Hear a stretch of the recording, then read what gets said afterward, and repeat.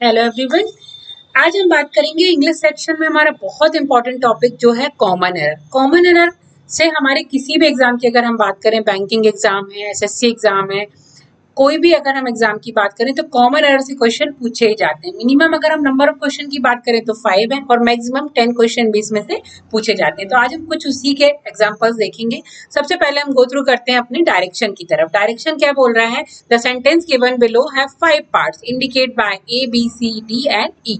Read each sentence to find out whether there is an error if a sentence has no error। देखिए, अगर A B C D E part में हमारा ये हमने एक sentence के 5 पार्ट किए हुए हैं और किसी भी पार्ट में हमारी एरर हो सकती है, और अगर इन केस अगर किसी भी पार्ट में हमारी एरर नहीं है तो हमारा आंसर होगा नो एरर, जो हमने यहाँ पे लिखा हुआ है आंसर इज नो एरर। ठीक है, तो चलिए गो थ्रू करते हैं हमारे क्वेश्चन की तरफ। फर्स्ट क्वेश्चन क्या बोल रहा है हमारा? He wanted certain boy to make entry into the principal chamber. ठीक है, देखिए यहाँ पर सबसे पहले मैं आपको बता दूं कि अगर किसी भी सेंटेंस में सर्टेन है और असर्टेन है, यहाँ देखिए सर्टेन है और असर्टेन है, तो जब भी हम सर्टेन वर्ड का यूज करते हैं किसी भी सेंटेंस में तो हम उसके साथ हमेशा प्लूरल नाउन लेते हैं। क्या लेते हैं? प्लूरल नाउन लेते हैं। तो इस सेंटेंस को पर्टिकुलर हम दो तरीके से रिकरेक्ट कर सकते हैं। फर्स्ट हमारा तरीका क्या होगा? सर्टेन बॉयज कर दें, एस लगा दें, या दूसरा तरीका क्या होगा? अगर असर्टेन लगा रहे हैं तो यहाँ पे फिर बॉय में हमारा प्लूरल नहीं आएगा। तो हमने देखा इस सेंटेंस में बी पार्ट में एरर है। सर्टेन होगा तो बॉयज के साथ हमारा एस आएगा, और अगर असर्टेन होगा क्योंकि हमने सर्टेन के आगे आर्टिकल लगा दिया। आर्टिकल हमेशा एक कर देता चीजों को। आर्टिकल मतलब ए मीन्स एक, ठीक है, तो वो सिंगुलर हो जाएगा, तो उसके साथ जो हमारा नाउन आएगा वो कैसा आएगा? सिंगुलर आएगा। तो इस तरीके से देखा आपने एक को हमने कैसे रिकरेक्ट किया। चलिए नेक्स्ट देखते हैं।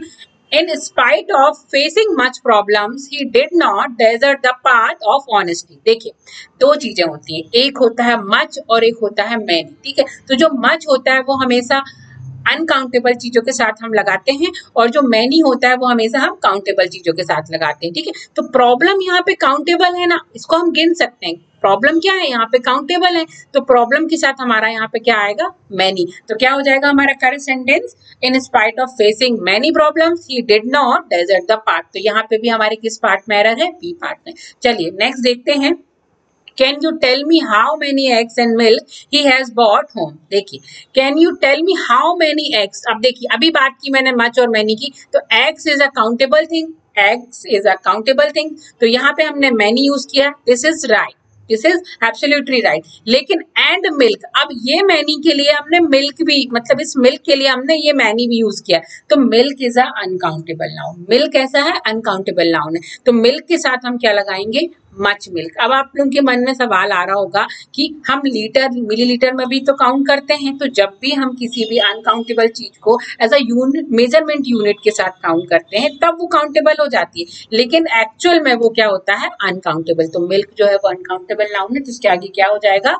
मच, और एग्स के आगे मैनी। बिल्कुल सही है। इस तरीके से हमने देखा कि इसमें सी पार्ट में हमारी एरर है। चलिए नेक्स्ट क्वेश्चन देखते हैं। नेक्स्ट क्वेश्चन क्या है हमारा? I visited Ram's and Sita's house are found couple missing no error. देखिए, एक मैं आपको यहाँ पे एक इंपॉर्टेंट बात बताना चाहूंगी पर्टिकुलर इस सेंटेंस से। जब भी किसी भी सेंटेंस में दो सिंगुलर सब्जेक्ट किससे कनेक्ट होते हैं? एंड से। किससे कनेक्ट होते हैं? एंड से, और आपस में उनका क्या होता है? Close relation. दो कंडीशन है इस पर्टिकुलर सेंटेंस में, ध्यान से समझिएगा। राम एंड सीता दोनों सिंगुलर नाउन है, आपस में एंड से कनेक्ट है, ये फुलफिल हो गई हमारी condition.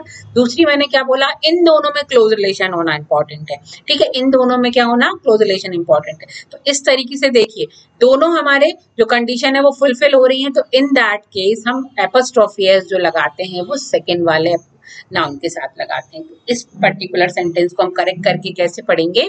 I visited Ram and Sita, ये वाला एपॉस्ट्रोफी एस है हम हटा के क्या हो जाएगा? I visited Ram and Sita's house are found couple missing. इस तरीके से देखा आपने बी पार्ट में, इसमें भी एरर है। नेक्स्ट देखते हैं 5 नंबर का क्वेश्चन हमारा।